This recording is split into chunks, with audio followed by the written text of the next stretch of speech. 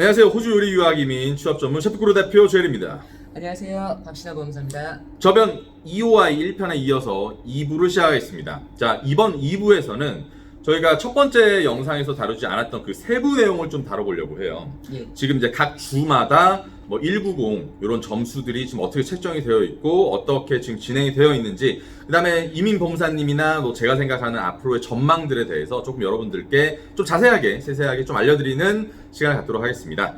호주 전체를 얘기하기 전에 그래도 가장 사람들이 많고 교육과 이런 거의 중심인 저희가 뉴사우스웨일스 주를 먼저 한번 이야기를 해보겠습니다. 그러면 요리사로서 지금 뉴사우스웨일스 190 지금 어떻게 돼가고 있는지 한번 조금 기쁜 소식이 있었죠? 지난주에 아마 셰프로 95점의 주정부 190 비자 해당되는 점수를 받으신 분들은 아마 뉴사우스웨일즈에서 인비테이션을 받았을 겁니다. 지금 현재 지난주 금요일 아마 6시 이후에 주정부에서 인비테이션을 다 낸 걸로 알고 있습니다. 저희도 한 명 받아가지고 지금 신나게 그 서류 하고 있습니다. 네네. 근데 기본적으로 이제 뉴사우스웨일즈 같은 경우는 EOI를 접수할 때 190 비자도 틱 하시면서 뉴사우스웨일즈라고 하셔야 됩니다. 그러니까 EOI만 접수하면 뉴사우스웨일즈 주정부는 자기네가 EOI에 발탁을 해서 신청인한테 연락을 줍니다. 근데 일부 다른 주정부들은 EOI만 접수하면 안 되고 또 그 주정부에 Express of Interest 어플리케이션이 또 있습니다. 그걸 또 지원해야 되는데 다행히도 뭐 뉴사우스웨일즈는 우리가 연락 줄 때까지 가만히 계셔요 라고 190은 그런 시스템입니다. 그래서 EOI 할 때 뉴사우스웨일즈 줄을 클릭하시고 190을 클릭하시고, 그리고 내 개인 점수가 90점이고 주정부 점수 5점 더해서 95점 됐으면 아마 지난주에 셰프들은 다 뉴사우스웨일즈에서 인비테이션 받았을 거예요. 190 비자의 조건은 지금 뉴사우스 어떻게 됩니까? 뉴사우스웨일즈는 기본적으로 그 신청서를 작성하시면 여러분이 아시겠지만 호주 내에 있었던 사람은 뉴사우스웨일즈에 있었던 사람은 적어도 6개월 호주 내에서 거주했던 증거 서류 준비하셔야 되고요. 그 다음에 이제 경력에 대해서 뭐 employment contract, reference letter, 그 다음에 payslip 이런 거 증명하시게 돼 있고, 그 다음에 영어 점수 EOI에 넣었던 그 결과 내셔야 되고요. 그 다음에 기술심사도 마찬가지로 EOI에 냈던 기술심사 내시고요. 그럼 190의 경력 조건은 이제 경력이 1년 졸업하고 1년이 있다 5점, 3년 있다 10점. 이렇게 해서 계산을 하면 좋을 것 같은데, 자, 여기서 제가 이제 현실적으로 보면 요리사가 95점을 넘는다는 게 좀 불가능하지 않습니까? 사실은. 우리 손님은 뭐든지 추가 점수를 받기 위해 최선을 다했고요. 네. 그래서 근데 이제 95점을 받았어요. 대부분의 학생들이 80점 정도는, 저희 학생 80점, 85점 정도는 거의 다 받아요. 지금 상황에서는 다 받는데, 참 이게 95점이라 그러면 누가 과연 들어갈 수 있느냐. 그래서 저희 학생들이 많이 질문을 합니다.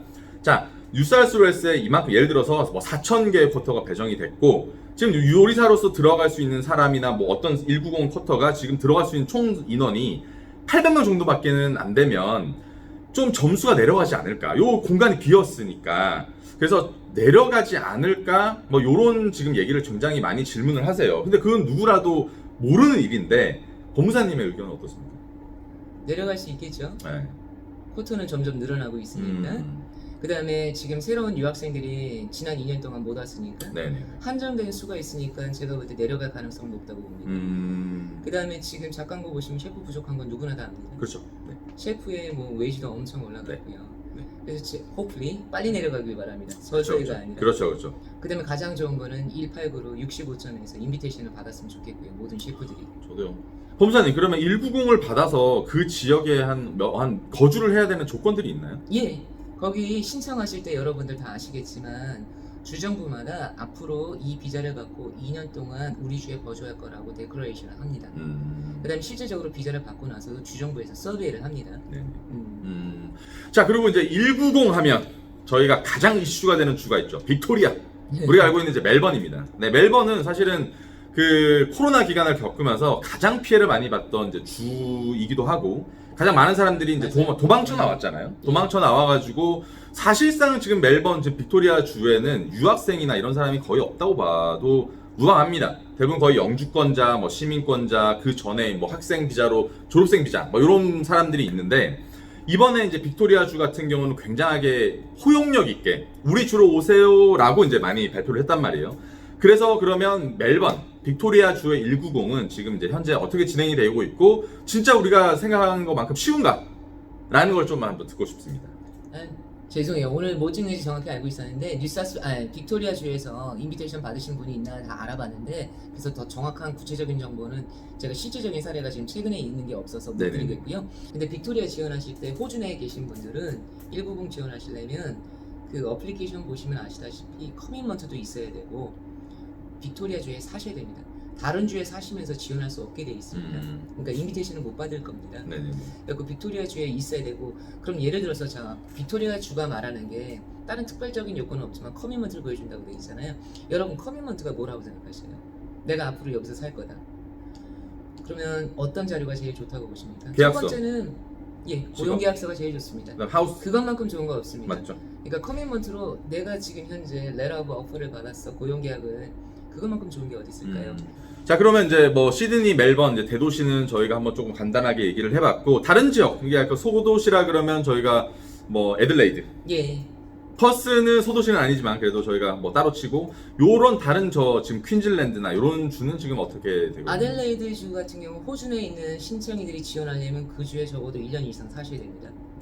190 비자와 491 비자, 네. 호주 내 신청인들의 거주 자격 요건이 정해져 있는데요. 제가 정확히 기억은 못하지만 최소 1년은 거기서 살아야 되고 일을 하셔야 되는 걸로 알고 있습니다. 네네. 190 비자 요건이 더 높았고 491 비자는 더 그 거주 기간이나 일 경력 기간이 짧았습니다.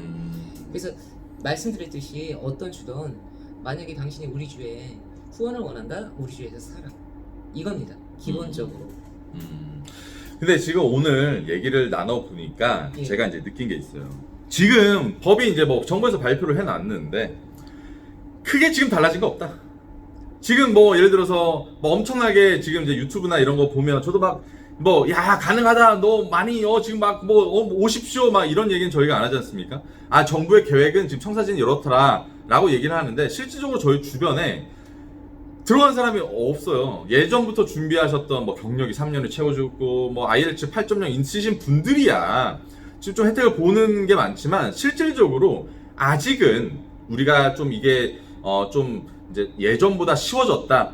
너무나 영주권을 뿌린다더라 이런 거를 말하기에는 좀 이른 조금 시간이 아닌가라고 생각하는데 법무사님은 제가 애초에 말씀드렸잖아요. 네. 조금 진행이 지금 네. 이제 모든 부분이 메디컬 쪽이 먼저니까 조금 그렇죠, 그렇죠. 우린 양보를 하고 기다려야 된다고. 네. 그렇지만 내가 점수가 된다 65점이 그럼 이와이는 일단 지금 접수를 해라. 제가 오늘 법무사님을 이제 만나 뵙고 얘기를 하는 게 예. 제가 이제 저 셰프크루를 운영하면서 진짜로 호주 전역에 저희 학생이 거의 한 7,800명 정도가 지금 현업에서 일하고 있어요. 예. 막 얘기를 할 거잖아요. 막 전화 오고 막 비자 어떻게 되냐 그래서 너네들은 지금 들어갔니? 그쪽 지역에 이미 법무사님 만나봤니? 막 얘기를 엄청 많이 해줘요. 실질적으로 뭐가 크게 달라지는 거를 참 못 느껴서 왜냐면 내가 자격이 됐는데도 뭐 WA도 마찬가지지만은 점수별 그다음에 뭐 학위별 이 우선순위가 다 정해져 있어요. 그렇죠. 그래서 그런 거예요. 이제 셰프들이 대다수가 영어 8.0 받는 게 그렇게 불가능해요. 뭐 쉬운 건 아니거든요. 1%. 왜냐면 셰프 공부가 영어 8.0의 언어 능력을 필요로 할 만큼의 공부는 솔직히 아니지 그렇죠. 않습니까? 네. 그러니까 대학에서 그 언어 능력이 필요한 티처나 이런 분들은 어차피 공부하는 도중에 그만한 언어 능력이 있으셔야 되니까 기본 자격이 이렇게 쌓아가잖아요. 근데 셰프는 그 정도 뛰어난 언어 능력을 구사하지는 않아도 될 텐데 모르겠습니다. 너무나 높은 점수 때문에 인비테이션을 못 받고 계신 분들은 많고 근데 제가 볼 때 한 6개월 정도 지켜보시면 언젠가는 올해 적어도 내년 6월 30일 전에는 연락을 받지 않을까. 네. 왜냐면 지금 심각합니다. 심각해요. 그 오픈만 해놓고 신나게 우리 쿼테이션이 이렇게 좋습니다, 저렇게 좋습니다. 이거는 지금 말만 나오고 있는 상황인데 빨리 점수를 낮춰서 우리 셰프들이 동동 비자 연장 이거 해야 되는데 코로나 비자도 없어진단다, 뭐도 없어진단다 두려움에 떨게 만들지 말고 빨리 인비테이션을 받았으면 좋겠습니다. 자, 그러면 제가 오늘의 지금 인터뷰 영상을 제가 한번 종합을 해볼 테니까 이제 법무사님의 의견도 또 마지막으로 한번 듣고 예. 제가 이제 여태까지 느낀 바로는 호주 정부가 이렇게 쿼터를 많이 늘려놨다. 하지만 지금 상황에서 요리사라는 직업은 희망적이지만 현실적으로 많이 이제 볼 수 있는 그런 예제들은 많이 없고 기술인민 쪽으로. 네, 기술인민 쪽으로는. 그런데 지금 보면 이제 의료계 쪽 가장 부족했던 의료계나 지금 이 하스피탈리 쪽을 보면 의료계가 이제 앞서 나가고 있다. 65점으로 떨어졌다. 그러면 후발주자는 당연히 요리사가 될 수밖에 없어서 일단은 점수가 되시는 분은 EY를 신청해놔라. 예. 네. 분명히 희망적인 뉴스는 많으니까요. 네. 그리고 앞으로 청사진도 굉장히 이제 넓게 펼쳐놨으니까. 그리고 제가 항상 얘기했듯이 요리사의 기본적인 비자 시스템, 호주가 가장 좋아하는 시스템은 임시비자, TSS 비자로 가서 ENS로 가는 주 긴 고용기간을 하는 게 호주에서 가장 좋아하는 비자입니다. 그래서 일단은 우선 뭐 안정적인 직업을 가지시고 긴 비자를 기다리셨다가 EOI 받아놓으시고 준비하시고 만약에 내년 중반쯤에 그런 기회가 왔을 때 신청을 할 수 있는 그 경력을 일단은 최고로 집중해서 만들어 놓으셔라. 맞습니다.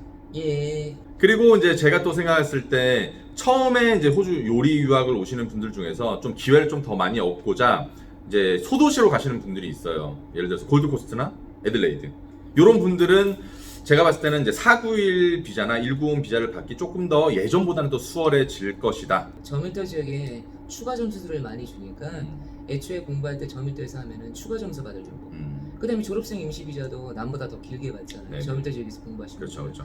그게 목적일 때.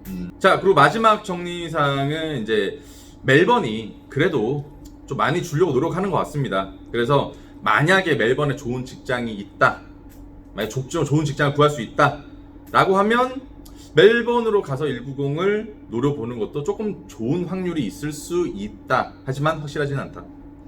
혹시 이 유튜브를 보시는 분 중에 멜번에서 빅토리아주에서 190 인비테이션을 받으신 분이 있다면 댓글 좀 남겨주세요. 네, 저 부탁드립니다. 네. 네. 저희 베이스가 이제 시드니이기 때문에 저희 베이스가 이제 시드니하고 애들레이드에 좀 많이 하는데 멜번에서 네, 지금 이번에 인비테이션을 받았던 간호사분은 받았는데 아직까지 네. 셰프는 연락을 못 그래서 받았어요. 예를 들어서 퍼스나 애들레이드나 뭐 다른 주에서도 만약에 받으신 분들이 있다면 저희한테 꼭 연락을 한번 주시고요. 이 영상의 목적은 홍보가 아니라 서로 돕고자 하는 이런 좋은 의지를 갖고 하는 네. 거니까 만약에 다른 주에서 뉴사우스웨일즈 주가 아니라 다른 주에서 인비테이션을 받아서 비자를 접수할 계획이 있으신 분들은 본인들의 사례를 간단하게 댓글로 남겨주시면 감사하겠습니다. 네. 본인들의 점수와 네. 그 주정부 뭐 예를 들어 빅토리아다 그럼 BIC 내 포인트는 얼마예요? 나는 190 비자로 어떤 직업군입니다. 이렇게 간략히 알려주시면 정말 많은 도움이 되겠습니다. 네. 저희가 뭐 유학 얘기도 하지만 이민 비자에 대한 이슈가 커요. 예. 많은 사람들이 이제 그 궁금해하시고 목적으로 두시기 때문에 정부 그래서, 공유가 네. 우리의 목적이니까요. 저도 어떻게 보면 이 채널을 운영하면서 유학원 홍보도 하고 학교 홍보도 하지만 이제 이민 법무사님을 이제 모시고 제가 이렇게 찍는 이유는 저는 이민 법무사님이 아니에요. 맞죠? 이거를 전문적으로 일을 하는 사람이 아닙니다. 대신에 법무사님을 모셔서 이제 동향이나 또 많은 사람들의 예시를 들으면서 또 자기가 그 예시에 또 맞춰지는지 이런 정보를 좀 나눔하는 그쵸? 그런 목적으로 저희가 영상을 찍고 있기 때문에 댓글로도 좀 많은 경험들이나 뭐 어려웠던 부분들도 괜찮고요. 잘 하셨던 분들도 괜찮으니까 댓글로 많이 남겨주셨으면 저 다른 분들께 큰 힘이 되지 않을까라고 그 다음에 생각합니다. 또 여러분이 하시다가 뭐 비자법에 궁금하신 것도 이제 뭐 댓글로 많이 남겨주시면 공통 문의를 해서 다음 네. 영상에 저희가 그 정보를 제공해 드릴 수 있고. 네네네. 예. 알겠습니다. 자, 어쨌거나 이제 긴 시간 동안 저희가 이런저런 얘기를 해봤는데 또 앞으로 이제 좋은 일들이 있었으면 좋겠어요. 하지만 누군가 어떤 사람이든지 뭐 법무사님인지 변호사님인지 어떤 유학원인지 자 이겁니다 라고 하시면 절대로 안 돼요. 지금은 안 돼요. 저도 지켜보고 있고 저도 숨어서 저 눈치 싸움 하고 있죠. 네, 그래서 아직 정확한 정보가 있지는 않은 상태에서 저희가 확정을 드리는 게 아니라 어떤 정확한 정보가 있다 그러면 아까 전에 95점으로 지금 인비테이션 받았다 이런 정보가 있다 그러면 저희가 확실하게 드릴 테니까 항상 유튜브 구독, 좋아요 눌러주시고요. 항상 저희 관심 있게 지켜봐 주셨으면 좋겠습니다. 좋아요. 구독! 아무튼 다음 영상으로 다시 찾아뵙겠습니다. 늘 건강하시고 체력관리, 열정관리 하시는 하루가 되셨길 바라며 네, 화이팅! 감사합니다. 파이팅! 저의 개인적인 소망이 있다면 물론 영주권이 정말로 절실하게 필요하신 분들이 있어요. 그 다음에 맞습니다. 이게 지금 뭐 어떤 상황들이 다 틀린 거니까 하지만 저는 약간 좀 의아한 점은 있었습니다. 호주에서 왜 이렇게 기술 이민을 갑자기 많이 풀었나. 차라리 그냥 ENS 고용주와 고용인 안정적인 물론 조금 기간은 길지만 서로 조금 안정적인 기간을 두고 나는 ENS를 100% 할 수 있다. 하지만 3년의 기간이 필요하다. 뭐 이런 식으로 조금 이제 안정적으로 나갔으면 제가 생각하기에는 좀 좋았을 뻔 했는데 기술 이민을 많이 풀어준다. 하지만 점수는 아직도 95점 높다. 사람들이 그러니까 많이 헷갈리는 거예요. 어떤 유튜버를 보면 저희 이제 뉴스를 보면 호주 정부에서 기술 이민을 많이 풀어준대라고 하지만 실질적으로 제 주변에서 들어간 사람이 없거든요. 저도 솔직히 지금 이민성의 기본적인 방향은 동의하지 않는 방향입니다. 한 예로 뭐 저밀도 지역의 비자를 푼다. 자, 그럼 거기에 많은 사업체가 있습니까? 그건 아니지 않습니까? 그렇죠. 시티 지역이 오히려 더 많은 사업체가 있고 시티 지역이 더 많은 사람이 필요한데 뭘 또 저밀도 지역을 타깃을 해서 그러면 사업체가 그만큼 셋업이 된 다음에 해야죠. 그래서 저도 즉 예를 들어서 호주 이민성에는 또 비즈니스 사업기술 이민 비자가 있습니다. 그럼 사업기술 이민 비자의 모든 동향을 저밀도로 사업을 셋업하게 만들든가. 물론 지금 조금만 움직이면 다 그런 건 있지만은 네. 지금 약간 순서가 잘못됐다고 봐요. 왜? 어차피 영주권자가 많잖아요. 그럼 나라의 혜택을 받는 사람들이 더 많아지는 것이고 또 소위 말해서 영주권을 받고 일을 그만두시는 분들도 많습니다. 이미 영주권 맞아요. 받았으니까. 또 고용주가 비자를 캔슬할 파워가 없으니까. 그럼 실질적으로 고용주는 고용했는데 직원은 계속 턴오버가 되는 거죠. 시큐하지가 않죠. 즉 우리는 고용주의 입장을 생각해야 됩니다. 죄송하지만 왜냐면 호주의 사람들이니까. 호주의 경제가 안정적이 되려면 돈을 벌어주는 고용주들이 안정적이 돼야 됩니다. 그러기 위해선 제가 볼 때는 ENS나 TSS를 무조건 하루아침에 그냥 빨리 그란트를 해주는 게 저는 맞다고 봤는데 저도 이번에 이민성의 동향을 보고서는 조금 의아했습니다. 네. 저밀도 지역에 얼마나 많은 사업체가 있다고 맞아요. 사람만 그쪽으로 몰리게 하면 뭐해. 그 사람들이 거기 가서 살아남을 수 있는 방법을 줬어야지. 그쵸? 우리는 돈 없이는 살 수는 없지 않습니까? 네, 맞아요. 여러분 암만 비자를 주면 뭐합니까? 그러면 사람들이 왜 저밀도에서 나오려고 합니까? 그만한 직장들이 없기 때문에 그런 겁니다. 그러니까 지금 이민성의 방식이 제가 볼 때 현명하다고 보진 않습니다. 만약에 사업기술 이민을 먼저 줘서 저밀도 지역에 무조건 셋업해라. 네. 그러면 당연히 사업체가 생기죠. 그럼 우리 기술 이민 신청인들이 저밀도 지역 가서 사는 게 뭐가 문제가 되겠습니까? 직장이 개런티가 돼 있고, 그렇죠? 근데 그러한 것들이 보장되지 않는 상태에서 저밀도 지역 비자만 장려하는 것은 조금 아이러니하다고 개인적으로 봅니다. 저도 그래요. 왜냐면 지금 시티 지역에서 더 많은 비자 옵션을 주는 것이 차라리 낫다고 봅니다. 왜? 지금 일손이 부족한 걸 빨리 해결하기 위해서는 지역과 상관없이 제가 볼 때는 무조건 직장이 있는 데서 일하는 직원이 필요하고 또 이 직원 또한 영주 비자가 필요하다 그러면 저는 이러한 비자들이 먼저 해결돼야 된다고 봅니다. 개인적인 제 의견입니다. 저도 그래요. 저 동의는 하는 바입니다.